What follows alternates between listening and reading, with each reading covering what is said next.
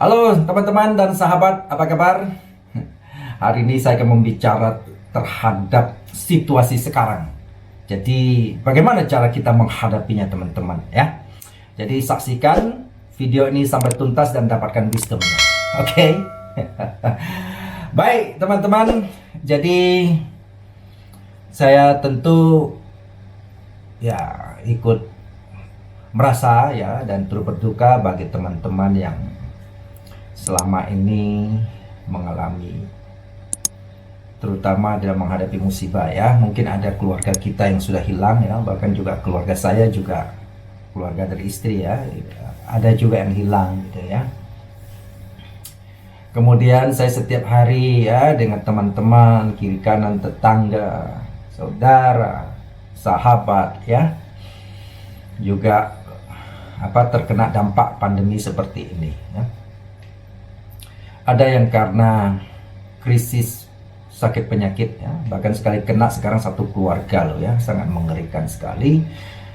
Kemudian ada juga yang meskipun belum terdampak ya COVID seperti ini, namun mereka secara ekonomi, kehidupan, pekerjaan ya sudah mengalami krisis dan kesulitan.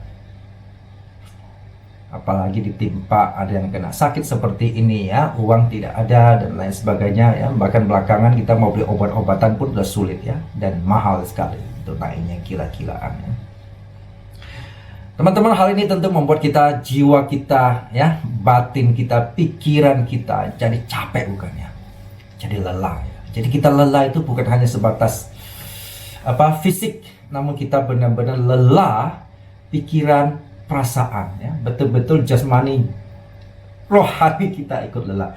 Dan ini tentunya teman-teman, itu bukan hanya Anda yang merasakan, dan kita hampir seluruh dunia saat ini merasakan hal yang sama. Lalu bagaimana kita seharusnya menghadapinya ya?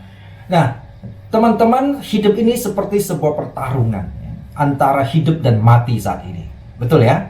Jadi antara kehidupan dan kematian itu sudah setipis kertas. Saya baru ngobrol-ngobrol ketemu teman, tahu-tahu besoknya kita sudah nggak bisa lihat dia lagi karena kena pandemi, nggak boleh ditengok dan lain sebagainya. Tahu-tahu udah dibungkus ya, dipanggil yang di atas. Dan pertarungan ini benar-benar, aduh, ini mengerikan teman-teman ya. Jadi setiap orang punya persoalan, punya problema yang saat ini terkesan sudah buntu.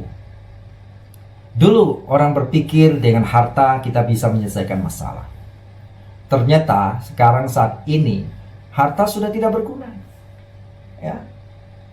Saya miskin kek, saya kaya kek, sama nasibnya.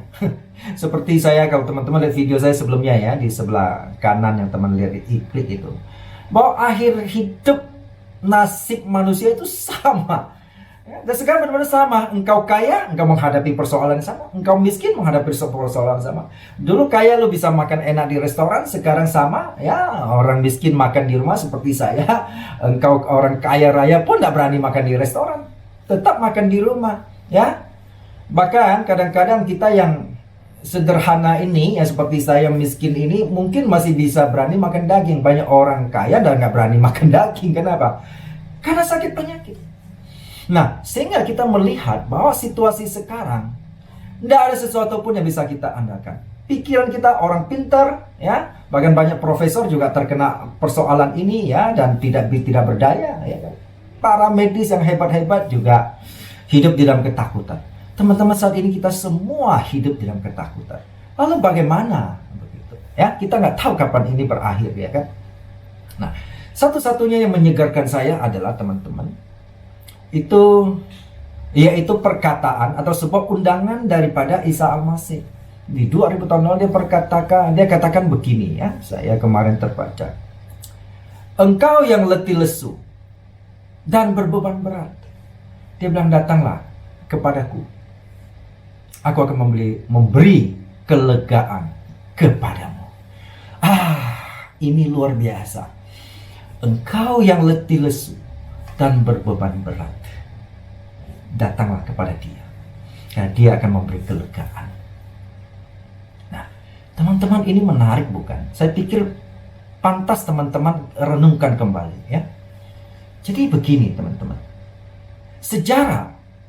sepanjang sejarah saya baca begitu banyak buku, belum pernah menemukan satu orang pun, ya, apa dia itu seorang nabi seperti Nabi Musa dan lain sebagainya, ya, banyak sekali, ya. Nggak ada loh yang berani ngomong begitu. Sebenarnya siapa dia?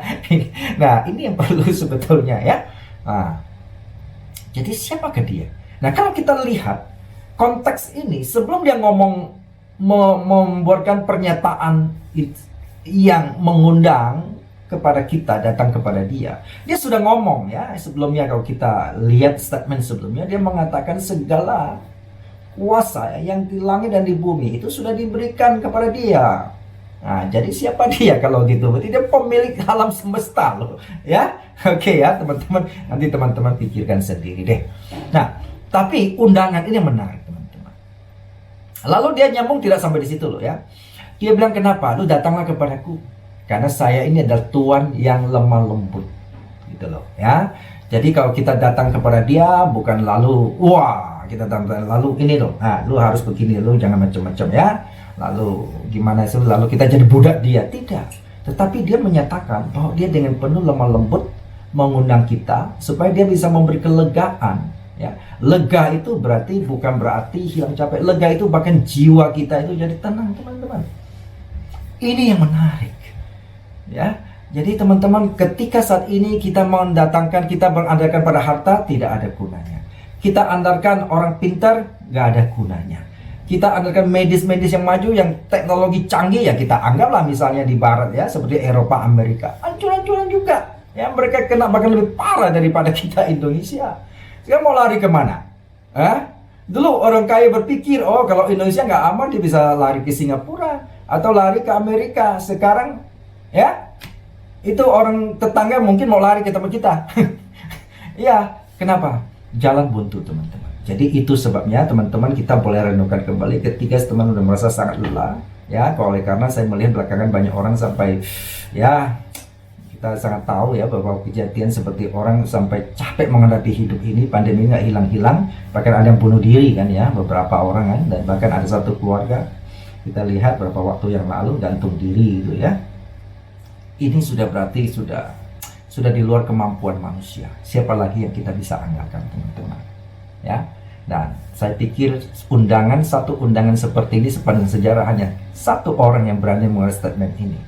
Kita perlu dan layak renungkan kembali undangan tersebut. Oke, teman-teman, saya berharap kita tetap optimis menghadapi hidup ini dan tetap bertahan di dalam kondisi apapun sampai penghabisan. Sampai titik penghabisan gitu. Oke, ya, saya berharap kita tetap kuat, jaga protokol kesehatan, jangan melawan aturan pemerintah, karena aturan pemerintah adalah demi keselamatan rakyatnya. Oke, teman-teman, tetap di rumah dan berkarya. Salam wisdom untuk Anda semua.